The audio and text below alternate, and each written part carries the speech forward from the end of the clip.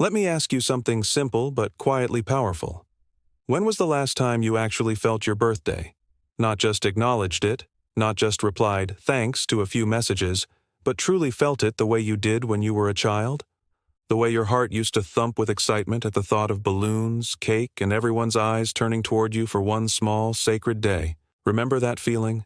The pure, unfiltered joy of just existing, of being celebrated.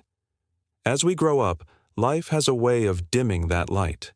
Responsibilities pile up like unread emails, worries crease our foreheads, and suddenly, another year passing feels less like a celebration and more like a reminder of time slipping away. We get so caught up in the hustle, in the deadlines and the bills, that we forget the simple magic of being alive. We trade wonder for weariness and spontaneity for schedules. But what if I told you that magic is still there? It's not lost. It's just buried. It's hiding in the small moments we often overlook.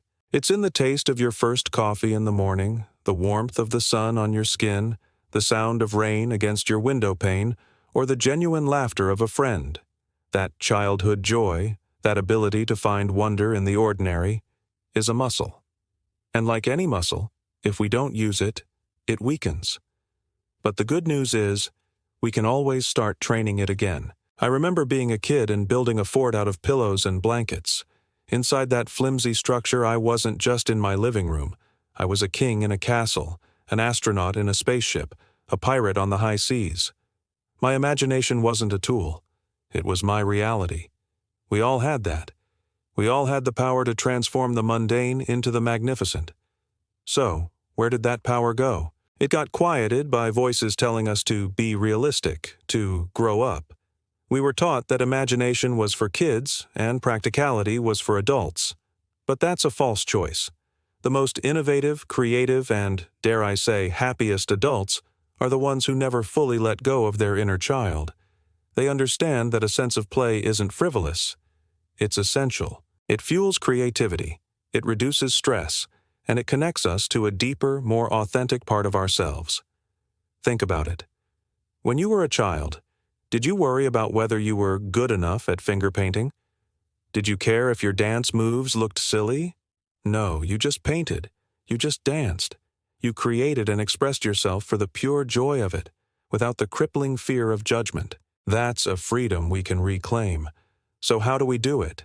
How do we reconnect with that joyful, fearless kid inside? It starts small. Do something today for no other reason than it sounds fun. Go to a park and swing on the swings. Buy a pack of crayons and a coloring book. Lie in the grass and find shapes in the clouds. Allow yourself to be silly, to be unproductive in the eyes of the world, but deeply productive for your soul. I once spent an entire afternoon trying to skip a stone across a lake. I wasn't trying to achieve anything. I wasn't trying to break a record. I was just there, in that moment, fascinated by the simple physics of a flat rock dancing on water. And you know what? For those few hours, all the adult worries, all the stress, it all just melted away. I was just a kid again, mesmerized by a simple pleasure. This isn't about ignoring our responsibilities. It's about balancing them. It's about understanding that nurturing our inner child isn't an escape from adulthood. It's the fuel for a better one. When we allow ourselves to play, to be curious, to feel wonder, we bring more energy, creativity, and resilience to our adult lives. We become better problem solvers, more empathetic partners, and more joyful human beings. Remember the thrill of learning something new just for the sake of it? Not for a grade, not for a promotion, but just because you were curious. Maybe it was learning to ride a bike or figuring out a magic trick. That sense of accomplishment, of expanding your world, was exhilarating. What are you curious about now?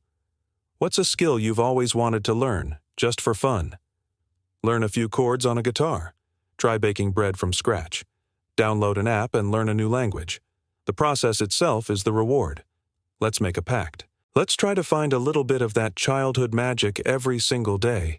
Let's look at the world not just with adult eyes, tired and critical, but with the wide, wondrous eyes of the child we used to be. A child who saw possibilities everywhere, who believed in magic, and who knew, deep down, that the greatest adventure was simply being alive. Your birthday isn't just a date on a calendar, it's a celebration of your existence. Let's start treating every day like a small celebration. Let's unwrap the gift of the present moment with the same excitement we used to have for a mountain of presents. Let's find our balloons, our cake, our moment in the sun. Because that joyful, wondrous, and fearless child is still in there, waiting for you to come out and play. Thank you so much for spending this time with me. If this resonated with you, please give this video a like and consider subscribing for more conversations like this. I'd love to hear in the comments what you do to connect with your inner child. Until next time, stay curious.